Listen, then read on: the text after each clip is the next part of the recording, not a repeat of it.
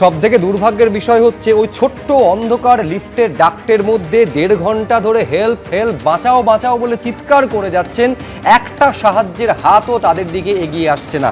আমি শুরুতে ডক্টর অনিকেত মাহাতোর কাছে আসতে চাইবো। আপনাদের মনে থাকবে যে যখন অভয়ার ঘটনা ঘটেছিল 2024-এর অগাস্টে, এই অনিকেত মাহাতোরা দিনের পর দিন রাস্তায় নেমেছেন, তারা অনশন করেছেন, তারা ধর্ণা করেছেন একটাই দাবিতে। এক তো ছিল অভয়ার বিচার, আর দুই হচ্ছে যে হাসপাতালের ভেতরে চলতে থাকা যে লাগাতার ধারাবাহিক অব্যবস্থা, তার প্রতিকার তারা চেয়েছেন।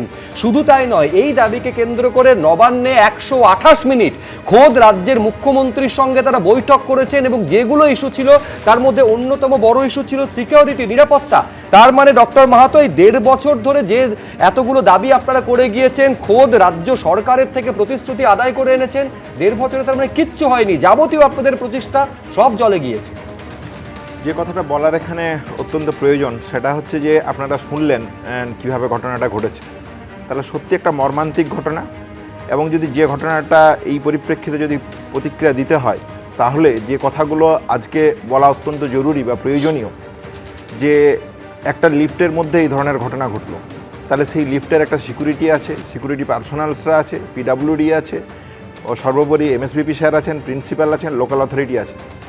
এই জায়গাগুলোকে নিয়ন্ত্রণ করার জন্য যে এজেন্সিগুলো দ্বারার মাধ্যমে এই ধরনের কাজগুলোকে সরকারি হসপিটালে দেওয়া হয়, সরকার এজেন্সিকে দিয়ে কন্ট্রাকচুয়াল কর্মীদেরকে দিয়ে কাজ করাতে চায়, তার সরকারের যে যাবতীয় ইন্টারভেনশন, সেই ইন্টারভেনশনটাকে সরিয়ে রেখে তাহলে এই কাজগুলো যখন হয়, তখন ডিএমই, ডিএইচ, প্রিন্সিপাল সেক্রেটারি, নির্দেশিকা, আপনারা যদি আন্দোলনের কথা শুরুর দিন থেকে বলেন, তাহলে দেখবেন যেখানে রাত্রি সাথীর প্রকল্পে তারা এই সেফটি সিকিউরিটি নিয়ে 11 দফা কমিটমেন্ট করেছিলেন।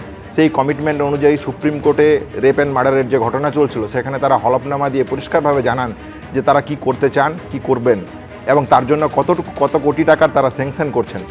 তাহলে এই যে টাকা এলো, অর্থ বরাদ্দ এলো, আইন এলো, সমস্ত রকমের কাগজ কলমে নির্দেশিকা এলো, কিন্তু বাস্তবের মাটিতে যখন দেখা যাচ্ছে যে একটা হসপিটালের ভিতরে কেউ রেপ অ্যান্ড মার্ডার হয়ে যাচ্ছে, বা একটা হসপিটালে একটা রোগীর পরিবার পরিষেবায় নিতে গিয়ে লিফটের মধ্যে এইভাবে আটকে তার একটা মর্মান্তিক সিভিয়ার ক্র্যাশ ইঞ্জুরির মাধ্যমে একটা মর্মান্তিক মৃত্যুর মধ্য দিয়ে তাকে অতিবাহিত হতে হচ্ছে, তাহলে এই হচ্ছে সত্যিকারের মেডিকেল কলেজগুলোর অভ্যন্তরে বা জেলা হসপিটালগুলোর অভ্যন্তরে বা সমগ্র হেলথ সিস্টেমের মধ্যে সামগ্রিকভাবে সেফটি সিকিউরিটির অবস্থা।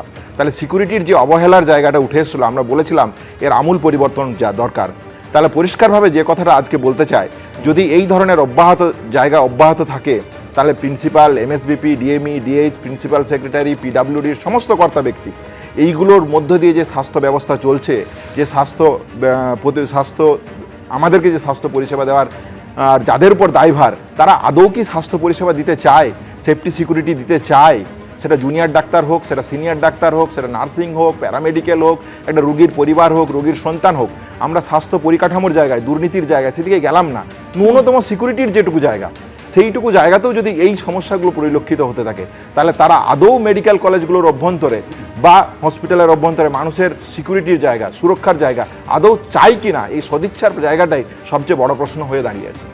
এবিপি আনন্দ, এগিয়ে থাকে, এগিয়ে রাখে।